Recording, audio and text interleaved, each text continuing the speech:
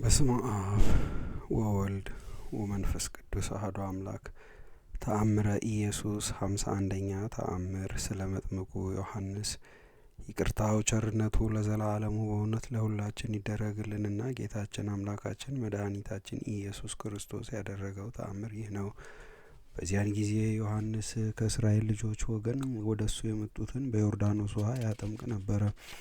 ለደቀ መዛሙርቱም እንዲህ አላቸው፣ ገና በእናቴ ማኅፀን ሳለሁ ስለ መንጻት ብቻ በዮርዳኖስ ውሃ እንዳጠምቅ እግዚአብሔር አዞኝ ነበር። እነሆ ውሃውን ስመለከተው አንድ ጊዜ ይጎድላል፣ በሌላ ጊዜ ደግሞ ተመልሶ እንደ ተራራ ይቆለላል።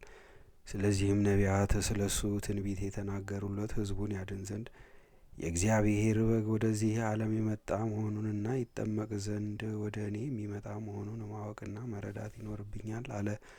ከዕለታትም በአንድ ቀን ዮሐንስ ሰዎችን ሲያጠምቅ የዮርዳኖስ ውሃ ሲጎድል ዳግም ተመልሶ ሲሞላ አየው። ውሃውም ልክ በእሳት እንዳፈሉት ሞቀ፣ ተኮሰ። እሱ ግን እጁን ፈጥኖ ከውሃ ውስጥ አወጣና እነሆ የእግዚአብሔር በግ የዓለምን ኃጢአት ያስወግድ ዘንድ ወደዚህ ዓለም መጣ። እሱ ከእኔ በኋላ ቢመጣም ቃሉ ከእኔ በፊት የነበረ ነው በማለት ተናገረ። በሰማይም በምድርም ያለ ሁሉ በእሱ የሆነ ነው።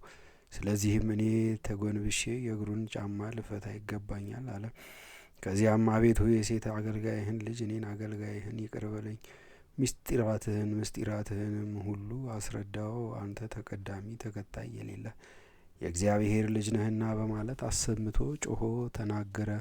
ጌታ ኢየሱስ ክርስቶስም ለደቀ መዛሙርቱ ነገሩን ነግሯቸው ከፈጸመ በኋላ ጎዳናዬን በመጥረግ የአዋጅ ነጋሪን ትምህርት ትሰሙ ዘንድ ኑ ወደ ዮርዳኖስ እንሂድ አላቸው።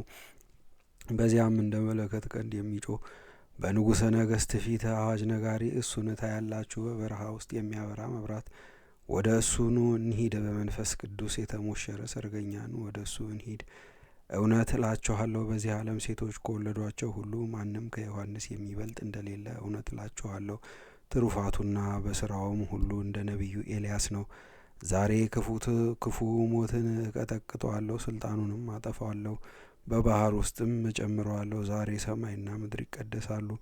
ዛሬ የነቢያት ትንቢት ይፈጸማል። ዛሬ ባህር እኔን ትመለከታለች፣ ተመልክታም ትሸሻለች። ዛሬ ዮርዳኖስ ያየኛል፣ ዳሩ ግን ወደ ኋላው ይሸሻል። ዛሬ የዲያብሎስ ስልጣን ይጠፋል። ዛሬ ዓለም ትበራለች።